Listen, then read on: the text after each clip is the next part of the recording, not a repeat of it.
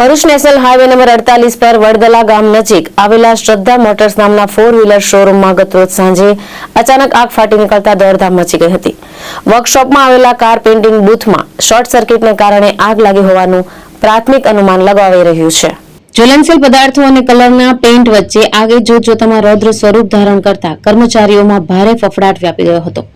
આશ્ચર્યની વાત એ છે કે આટલા મોટા શોરૂમમાં આગ પર કાબુ મેળવવા માટેના પ્રાથમિક સુરક્ષા સાધનોનો પણ અભાવ જોવા મળ્યો હતો. આગની જ્વાળાઓ અને ધુમાડાના ગોટા દેખાતા જ તાત્કાલિક GNFC ફાયર બ્રિગેડને જાણ કરવામાં આવી હતી. ફાયર ફાઇટરોની ટીમે ઘટના સ્થળે પહોંચી ભારે જહેમત બાદ પાણીનો મારો ચલાવી આગ પર કાબુ મેળવ્યો હતો. સદનસીબે ફાયર ટીમની સમયસરની કામગીરીને પગલે મોટી જાનહાનિ ટળી હતી, પરંતુ આ દુર્ઘટનામાં એક કાર બળીને ખાખ થઈ ગઈ છે.